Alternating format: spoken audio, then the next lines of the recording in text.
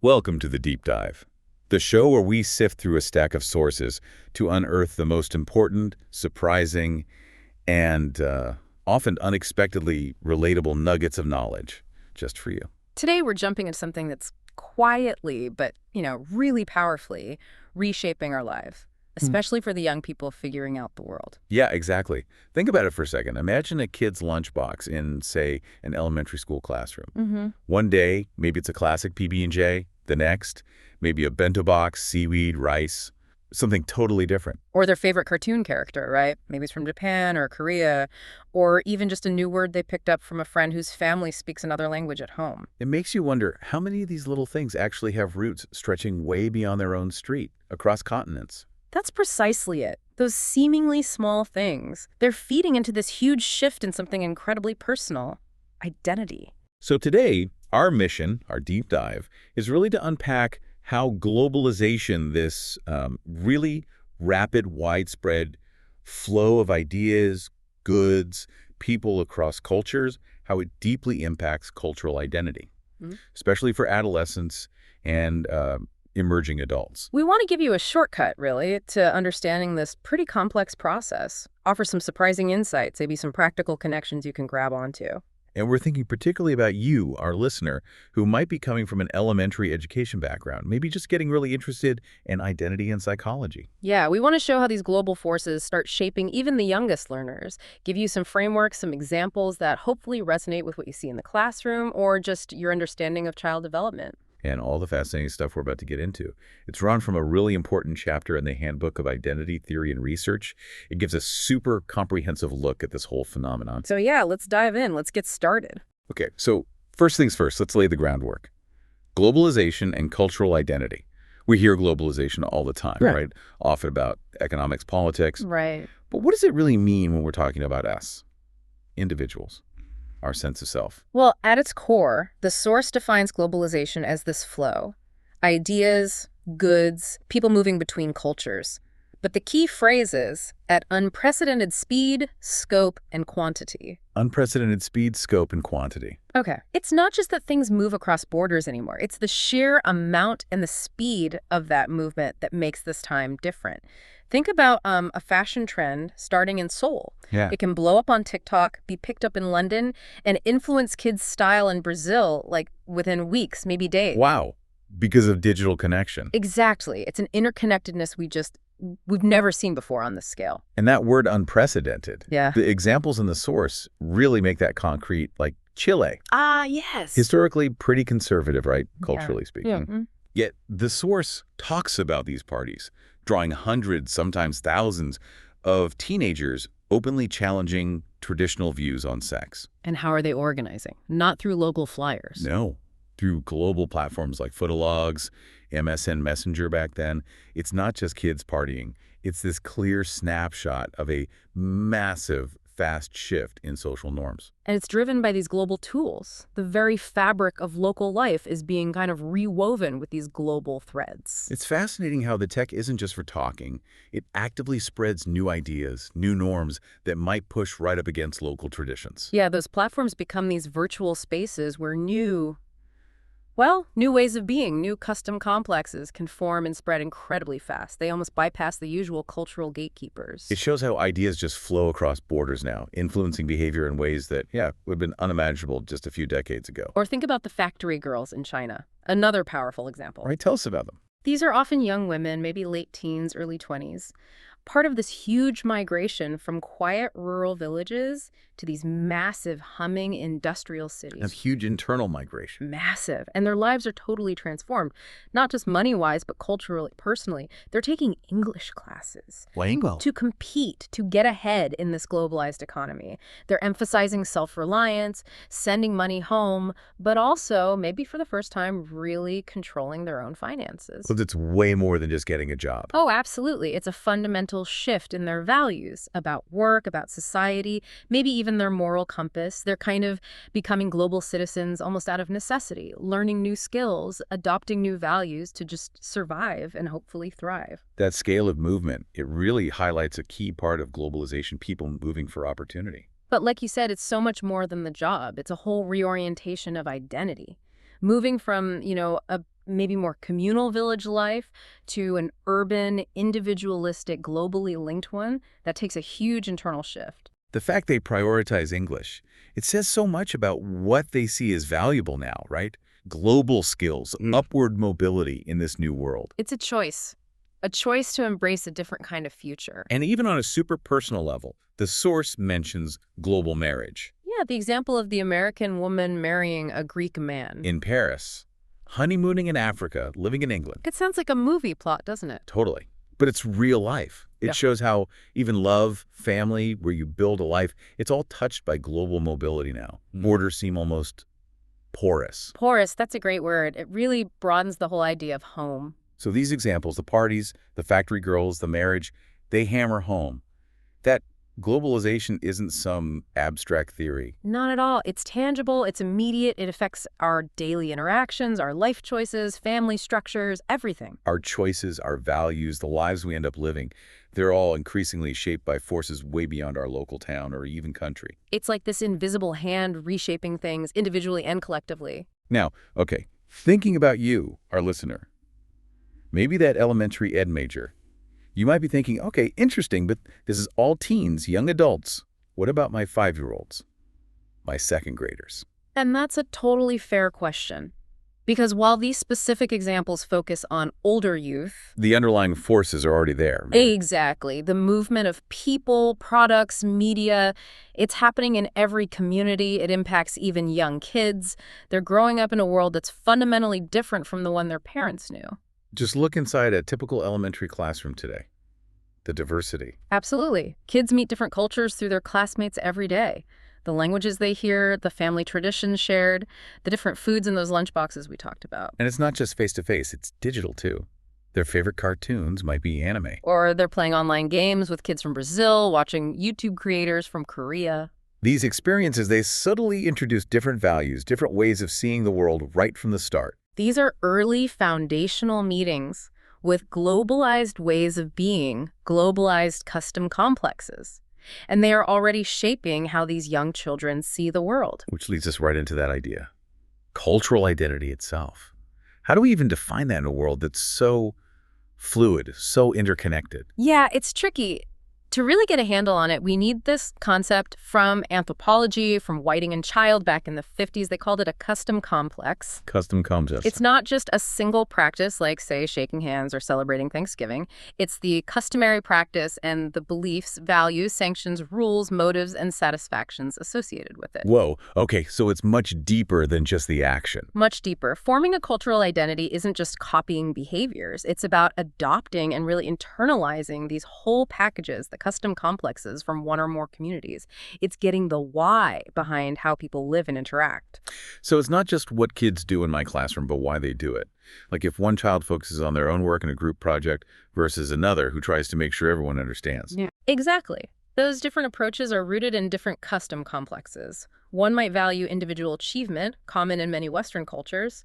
The other might prioritize group harmony, maybe reflecting values from more collectivistic cultures. And in this globalized world, this idea really pushes past Erikson's classic view of identity, doesn't it? It does. Erikson mostly thought about developing a unique self within one culture, right? Choosing your beliefs, your partner, your job inside that framework. But now the challenge, and maybe the opportunity too, is much broader. It's about making choices about which cultures you identify with, how you blend them. wow, so you're not just figuring out who you are, but whose culture you embrace. Yeah. Or which mix defines you. Precisely. It's a much more complex navigation. Like a huge shift. And we should probably distinguish this from ethnic identity, right? Oh. Though they seem related. They are related, definitely. Ethnic identity often focuses more on minority groups figuring out their place within a dominant culture, dealing with prejudice, belonging. Whereas cultural identity, in this global context, is broader. Much broader. It applies even to people in majority cultures who are just exposed to other ways of life through media, travel, or maybe their neighbors. Like, say, a teenager in India, steeped in local traditions, but also watching tons of American TV shows and using global social media. Exactly. They're negotiating different custom complexes that might even feel contradictory, or that American marrying someone from Greece we mentioned.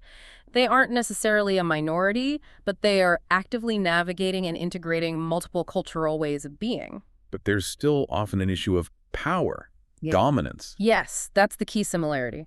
One culture's norms might get presented, maybe implicitly, as more desirable, more modern, more successful because of global influence. That creates a power dynamic people have to navigate, even if there's no overt discrimination happening. This idea of custom complexes feels so relevant for elementary teachers. Kids just soak these up from their families, their communities. Oh, absolutely. You see different custom complexes playing out in the classroom constantly. Like how kids approach group work, like we said. Or even how they show respect to adults. Exactly. Some kids might make direct eye contact, feel natural doing that. Others might have learned to avert their gaze or use very formal language as signs of respect in their home culture. Neither is right or wrong, they're just different custom complexes. So, realizing that forming identity now means juggling multiple custom complexes. It means teachers have this vital role. A huge role. You can create an environment where kids feel their diverse home custom complexes are seen, valued, understood, not implicitly pressured to just adopt the dominant classroom norm. Imagine how empowering that is for a child. To see their family's way of doing things, solving a problem, showing gratitude respected at school. It helps them build an integrated identity rather than feeling like they have to hide or shed parts of themselves to fit in. It helps build those crucial cultural bridges early on. Okay, so why? Why are young people, teens, emerging adults, why are they right at the center of this massive global shift? Why them specifically? Several big reasons, really, tied to their development. First, adolescents and emerging adults just have a massive interest in popular and media culture. Yeah, that seems obvious. Music, videos, clothes. Right, and that makes them prime targets for global brands. Advertisers literally talk about global teens because their buying habits can be surprisingly similar worldwide. They're the first adopters, almost. Often, yeah. Think about global music stars, fashion trends, video games. Young people are usually the ones who pick them up first and spread them. They're kind of on the front lines of global culture. It makes you wonder what kind of pressure that puts on them, being right there where culture is changing so fast. That's a really insightful point. They are navigating a constantly shifting landscape. Second, developmentally, this period is marked by a real openness to different beliefs and behaviors. Unlike adults who might be more set in their ways. Generally, yes. Young people are often still unsettled. They're actively exploring, who am I, what do I believe, where do I fit? Like trying on different identities. In a way, research with immigrant families shows this clearly. Adolescents tend to change their behaviors, beliefs, values much more quickly and more extensively than their parents do. It's called dissonant acculturation. Dissonant acculturation. Okay, break that down. Does that mean conflict? It definitely can. Dissonant means different speeds, right? So the kids adapt faster to the new culture, norms, language, whatever, than the parents do. Because they're more open, maybe more exposed through school and friends. Exactly. And that creates these potential gaps within families, different expectations about freedom, dating, career paths. It can lead to real tension and conflict. The pace of change itself causes friction. That makes total sense. Their openness isn't just about trying new pizza toppings. It's their whole worldview being actively shaped. Makes them more receptive to outside ideas. Then there's this idea of emerging adulthood. The source flags this as a fairly new, distinct life phase. Think late teens through the mid to late 20s. So, after adolescence, but before feeling like a full adult. Precisely. It's characterized by high mobility college, first jobs, moving out, maybe still some financial reliance on parents, but striving for independence, feeling in between. Like a holding pattern, but a very active one. Full of exploration. Very active. And this phase is most obvious in societies with longer education paths, later marriage things common in globalized, industrialized places. So the life stage itself encourages exploration and mobility. Yes. It mirrors and even amplifies globalization's effects. It emphasizes education, moving around, individual choice, all things that align with global trends. It puts young people in this unique position to really engage with and be shaped by multiple cultural influences. But there's a downside to all this openness in this new life stage, isn't there? Vulnerability. Absolutely. Just like immigration can be stressful, globalization can make adolescence and emerging adulthood particularly vulnerable times for psychological or social issues. Too many choices.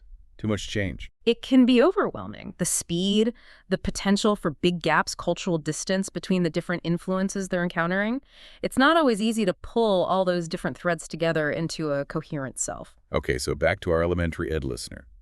Again, this focuses on older youth, but the roots start earlier, right? Definitely.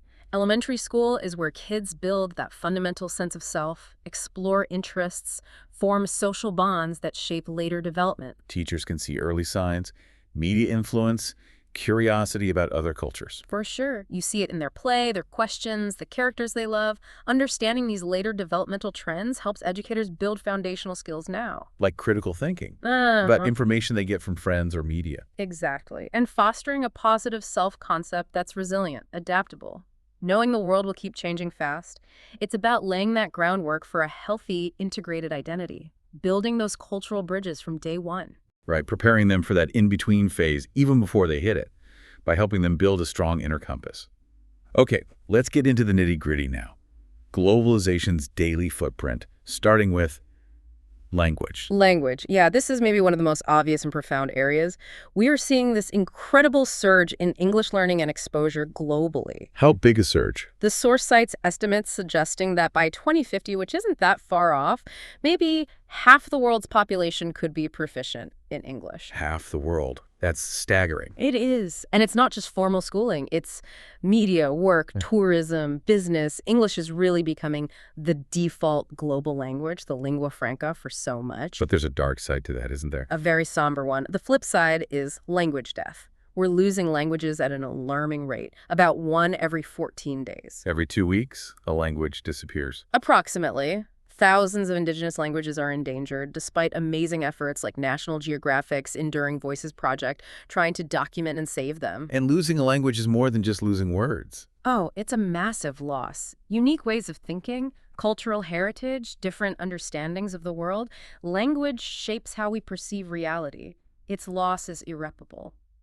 So what's the direct impact on young people and their identity in this language shift? Well, young people are especially likely to learn English, right? Formally in school, informally through media, but they're also at higher risk of losing their local traditional languages. Why them specifically? Maybe older generations don't pass it on due to global pressures, or the kids move away for school or jobs. Sometimes you get these cool hybrid languages like Spanglish or Chinglish. Which are creative, but also show a shift away from the original language. Exactly. And since language is such a core part of cultural identity, these shifts deeply affect a young person's sense of self, their connection to their past, their feeling of belonging. It's a real balancing act. This is so relevant for elementary teachers. Classrooms are often buzzing with different languages. Absolutely. They're linguistic melting pots. You might have kids juggling multiple languages between home and school. So teachers can really foster pride in those home languages. Definitely. Simple things. Multilingual greetings, books in different languages, letting kids share words from their mother tongues. And really validating their background while they're learning English. Crucially, seeing hybrid language used not as a deficit, not as confusion, but as a sign of a developing, rich, global identity. That's key. I love the idea of a language corner, where kids teach each other phrases. Yeah. Turning diversity into something fun, celebrated, appreciated, building those bridges. Okay, moving from language Mm-hmm. to something equally fundamental. Diet, Yeah. food. How's globalization changing what we eat? It's everywhere. We see this rapid spread of Western fast food into developing countries. The source mentions India's fast food industry growing like 40% a year at one point. 40%, that's huge. Huge. But it's not just one way. We also see tons of non-native restaurants popping up in Western countries. Like the example of Indian takeaways in Britain. Exactly. Outnumbering traditional fish and chip shops. That's a really striking symbol of how much diets are changing and integrating. Wow. It's not just convenience then. It's a real cultural shift in eating habits. But health implications. Big ones, unfortunately. The World Health Organization points fingers directly at economic growth and a globalization of food markets for the worldwide obesity epidemic, especially among kids and teens. More access to calorie-dense, maybe nutrient-poor, fast foods and snacks. Combined with more sedentary lifestyles, yeah. It's creating a global health crisis. And young people, often drawn to these modern foods, are right at the forefront. And beyond the physical health aspect. Yeah. The psychological, cultural side. That often gets overlooked. Food isn't just fuel, right? It's tangled up with daily customs, family traditions, holidays, even moral values. Sacred foods, forbidden foods, celebration foods. Exactly. Food is a powerful custom complex. So changing diets doesn't just change our bodies, it changes our worldviews, our sense of connection, our identity development, especially for kids forming lifelong habits. If a child's traditional foods are seen as weird or smelly at school. That can be deeply damaging to their sense of self and belonging. So in the elementary school cafeteria or with those lunch boxes? They are amazing micro-ecosystems of global diet. You see everything. Teachers can use food as a bridge. Absolutely. Talk about how foods connect to family traditions, holidays, a special dish, a family recipe. It celebrates diversity. Yeah. And it can lead into talking about healthy eating. In a way that respects cultural variety, not imposing one right diet. Seeing food as part of identity and community, not just calories. Sharing meals builds bridges. Love that. Okay, finally, the daily footprint that might be evolving fastest. Media. Oh, the explosion in connectivity is just mind-bending. The source shows global internet use just soaring between 2000 and 2008, like 336% growth. And not just in wealthy countries. No, the really dramatic growth was often in Africa, Latin America, the Middle East, places catching up fast, and cell phones everywhere, especially in the developing world.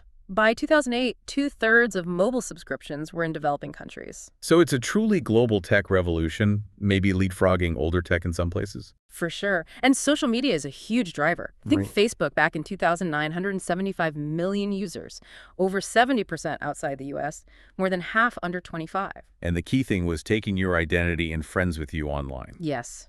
Instant connection, crossing geographic boundaries. It totally shapes how young people present themselves, connect, build networks. It's like a giant digital custom complex in itself, isn't it? How you interact, what you share, how you curate your image. It totally redefines community. Yeah. And these media interactions, they influence everything. Language, diet, sure, but also big life choices. Work, relationships, marriage. It's woven into their reality, not just something they do on their phone. Exactly. It shapes their whole worldview, their aspirations, what they think is possible or desirable. And this hits elementary kids too, right? They're digital natives. YouTube, games, influencers, often way before parents realize. Definitely. So teachers have a huge role in media literacy, even early on, helping kids understand that media shapes perceptions, that not everything online is real. How people present themselves differently online. Yeah. Discussing how connecting with people globally can broaden perspectives. Maybe watching videos of kids in other countries, using digital stories. Even choosing an avatar is a kind of self-presentation, isn't it? It is. Understanding this early digital life helps teachers guide kids toward being positive, critical digital citizens, preparing them for the complex online world ahead. Okay, so with all this complexity, all these connections, how do young people actually navigate these multiple worlds? How do they form an identity out of all that? Sounds overwhelming. It can be. And this is where Barry's model of acculturation becomes really useful. Barry's model, I think I've heard of that. Isn't it usually about immigrants?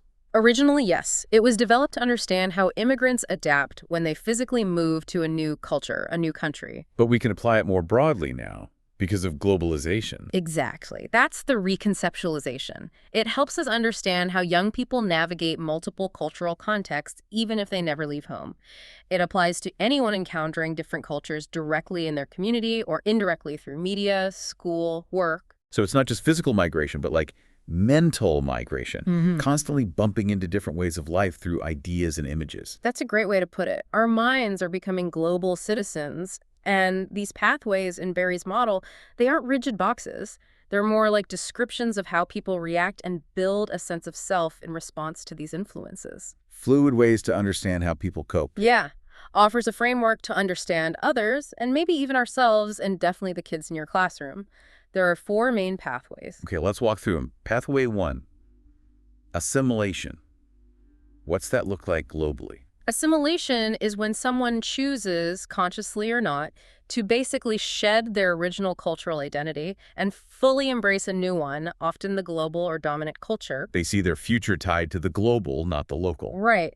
It involves actively unlearning parts of their old culture that don't fit or aren't helpful anymore in the new context. It's a major reorientation. Sounds intense, almost like losing a part of yourself. Is there a strong example? The Chinese factory girls we talked about are a powerful, if sometimes difficult, example. How so? When they leave their rural villages for these hyper-competitive cities, they often engage in really rapid culture shedding. They might discard traditional values like humility or self-sacrifice. Because those don't work as well in the new environment. Exactly. They quickly embrace globalized values. Individualism, consumerism, self-development. They learn their future depends on their advancement. So it's a deep internal shift in priorities. Totally. They change jobs frequently for better pay or opportunity, not out of disloyalty. They spend more on themselves, clothes, phones, instead of sending it all home. They push hard to learn English to compete globally. Assertiveness, ambition, those become rewarded traits. It's a conscious, maybe necessary choice to assimilate into this new global identity, even if it creates distance from their past. It often does create that distance. In an elementary classroom, maybe you see assimilation when a child from a minority background really tries hard to hide their home culture. Yeah, like refusing to speak their home language, avoiding traditional foods, just trying desperately to blend in with the dominant group. Try not to stand out as different. Which really underlines why teachers need to create that safe space where kids feel they can embrace both home and school cultures, where they don't feel they have to shed part of themselves to belong. Feeling forced to choose can be so isolating. Okay, pathway number 2. Separation. This is kind of the opposite. Maintaining a strong loyalty to your original local culture while actively avoiding or even resisting the new global culture. Preferring the local, pushing back against the global, like cultural protectionism. You could see it that way. Often it's a conscious effort to preserve cultural purity, a reassertion of roots. An example. A really fascinating one is the revival of traditional tattooing among young Samoan men. The really expensive, painful ones. Exactly. The Peter. Historically, it was this intense rite of passage for teenage boys, covering them from waist to knees. It symbolized resilience, status. But missionaries and the global economy kind of suppressed it for a while, made it seem primitive. They did. But recently, it's had this powerful comeback. Young Samoan men are choosing to endure this intense tradition. Why? To show immense pride in their heritage. It's more than ink. It's a custom complex that visibly, deliberately resists being totally absorbed by global culture. It's a defiant statement. This is who we are. Even if some Samoans leave for global jobs, those who stay might embrace this as a way to stay grounded. Precisely. A powerful act of separation and identity assertion. In school, separation might look like a child sticking very strongly to home norms that clash with school norms. Maybe resisting new activities, only playing with kids from a similar background. It could, yeah. And the teacher's role there is tricky. Foster respect for their traditions, absolutely. Invite families to share, but also gently encourage participation in the wider school community. It's that balance again. Integrate without forcing assimilation. Validate their anchors while opening doors. Exactly. Respect their need for separation while still building bridges to the broader community. Okay, pathway 3, integration. Also called bicultural or hybrid identity. This sounds like the ideal, maybe? Best of both worlds? Many researchers do see it as a real strength. Integration means you keep a strong connection to your original culture while also adapting to and adopting parts of the new culture. So you develop both a local and a global identity, and you can navigate between them. Yes, comfortably inhabiting both, like being fluent in two cultural languages and knowing when to use which. Not ditching your roots, but adding layers, making your identity richer, more complex. Exactly. A great example is young people in India's high-tech world. How so? They become totally fluent members of the global economy, right? Speak in English, succeed in demanding tech jobs, follow global business norms. But at the same time, They often still prefer arranged marriages, expect to care for their elderly parents, adhering to deep Indian traditions about family and community. wow. So they hold these seemingly different frameworks together seamlessly. They switch fluidly, they operate in a global context at work, then embrace traditional values at home. It's not necessarily conflict, it's synthesis. This leads to that idea of hybrid identity. Yeah, which is maybe even more than just being bicultural, like two separate things. Hybridity suggests a blending, a fusion of local and global, creating something new and often really adaptive. Maybe celebrating festivals with global music, using social media to maintain family ties while upholding old customs. This integrated approach seems like a huge asset in the classroom. You see kids who switch easily between home language and English, participate in school stuff, but also proudly share their family's unique traditions. Totally. Teachers can celebrate this, highlight it as a superpower, create chances for kids to share their integrated lives, maybe how their family celebrates a holiday blending old and new traditions. It validates both parts of their identity, boosts their confidence. And helps all the other kids learn from diverse perspectives. It shows the beauty of cultural bridging right there in the classroom. Okay, and the last pathway, marginalization. This one sounds tough.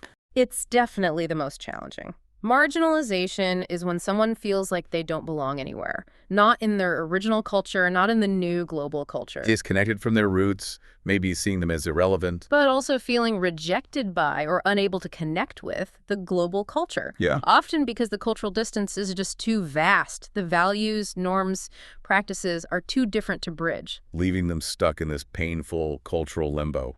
No man's land. Exactly. It sounds incredibly isolating and confusing. A real identity crisis. Is there an example that illustrates this? A really vivid, quite sad one comes from Nepal. Nepal. Mm-hmm. Historically very isolated, right? Extremely. Until the 1950s, the government basically banned outside contact. Right. Then, especially in Kathmandu, it had this incredibly rapid, overwhelming flood of global trade, tourism, mass media. Indie movies, U.S. TV shows, Western music, suddenly everywhere after generations of isolation. Must have been jarring. Totally disorienting. They even adopted the English word teenager for young people chasing a Western identity, associating it with freedom, money, leisure. But the older generation didn't approve.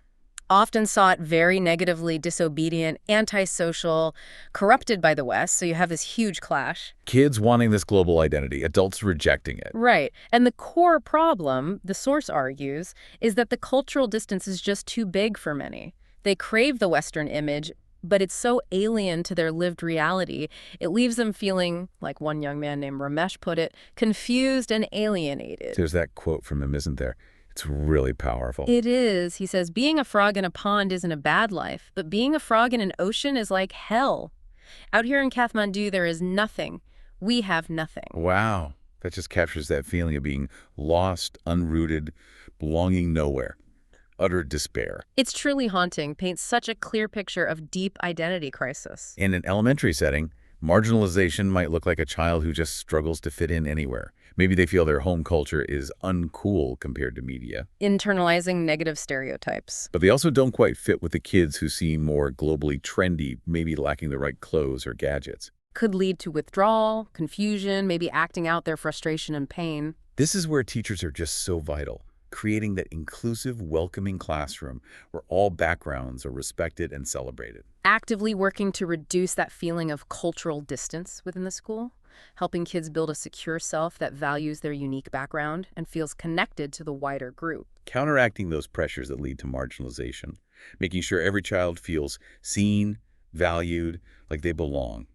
Their heritage as a strength, not a source of shame. Absolutely. It's about creating that safe harbor where identity can grow healthily. Okay, we've seen the pathways.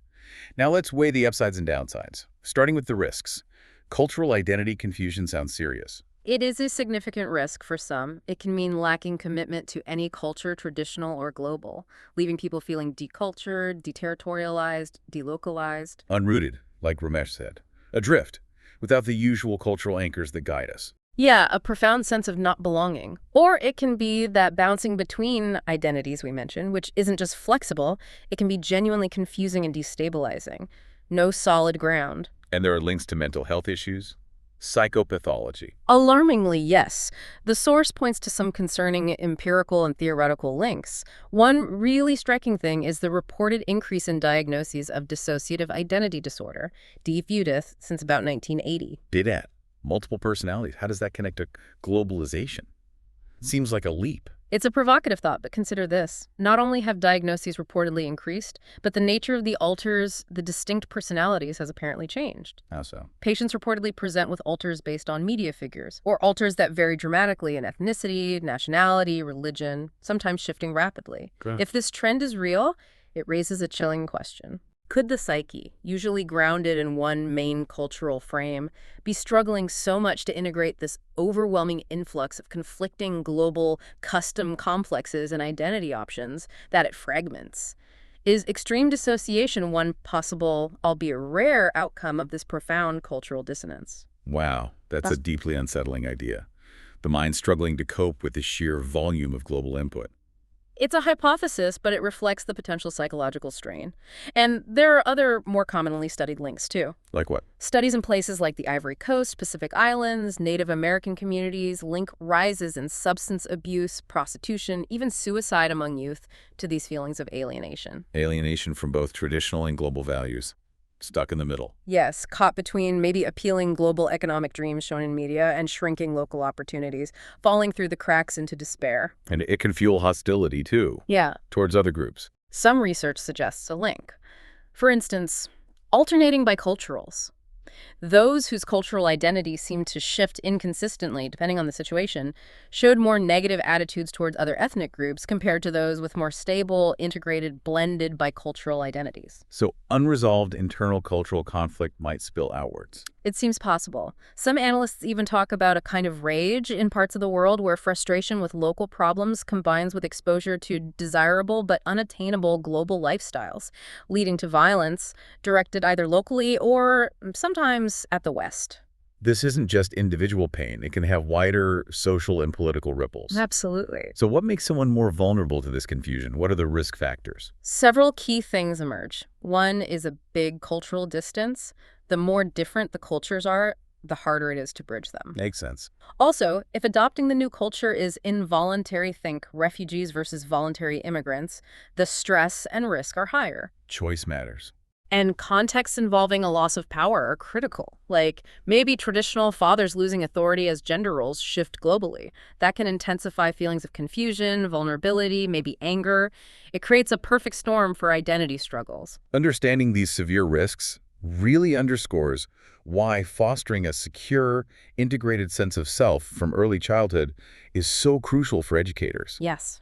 Creating classrooms where kids feel safe exploring identity, where differences are assets, not liabilities. Consistent routines, clear expectations, that sense of safety, it can counteract that unrooted feeling. It absolutely can build resilience, and being attuned to signs of distress withdrawal, behavioral changes, kids explicitly saying they're confused that allows for early support.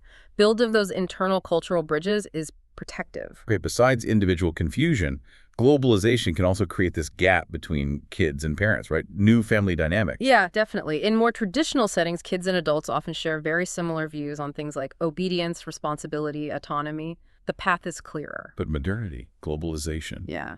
it shakes that up. It creates divergence. We see it often with immigrant families in the West, or even in rapidly changing places like China. Adolescents want more freedom, social life, dating, choices earlier than their parents expect or are comfortable with. That creates friction, like the parasite singles example in Japan. Exactly. Young adults relying on parents while they explore, delay marriage, older generations labeling them parasites. It highlights that generational tension over traditional support versus globalized self-discovery. Sounds like guaranteed conflict. But is it always negative? Interestingly, no. The research is mixed. Some studies show more conflict, sure, but others find no difference, or even less conflict in some immigrant groups compared to non-immigrant. Really? Less conflict? How? Well, sometimes parents, despite maybe some misgivings, actually admire their kids' adaptability or assertiveness, like those Japanese parents sometimes admiring their kids' creativity. Or Czech parents post-communism, being thrilled their kids had global opportunities they never did. So it's not always a battle. There can be pride, understanding, even collaboration across the gap. Precisely. And crucially, even when specific views differ, often those fundamental shared values, family loyalty, respect, interdependence, remain strong. Like the African familialism example, that deep sense of connection buffers the disagreements. Exactly. Those core values often endure and evolve, preventing the family bonds from shattering, even amidst significant cultural change. This gap can start forming early elementary years as kids absorb different norms at school or via media. Which makes teachers potential bridges again. Open communication with parents, understanding different expectations about autonomy. Allows for sensitive guidance, helping kids navigate conflicting messages. Yes. Validating both home and school perspectives, fostering mutual respect between generations. It builds skills for navigating even bigger gaps later on. Okay, let's shift gears. Enough risks. Let's end on the opportunities. Globalization also creates chances, right? Especially for youth civic involvement. Absolutely. This is the really hopeful part. Why, yes, you worry about kids just endlessly scrolling online. The cyber hedonism fear. Right. But thinkers like Giddens argue globalization actually fosters more democracy and creates new ways for young people to get involved civically, often on a global scale. So they're using the tools of globalization for good, to mobilize, create change. Exactly. Look at the children's movement for peace in Colombia. Kids campaigning against violence, or youth in Latin America organizing against privatization, sometimes taking an anti-globalization stance against what they see as exploitation. And globalization helps them do this. Yes.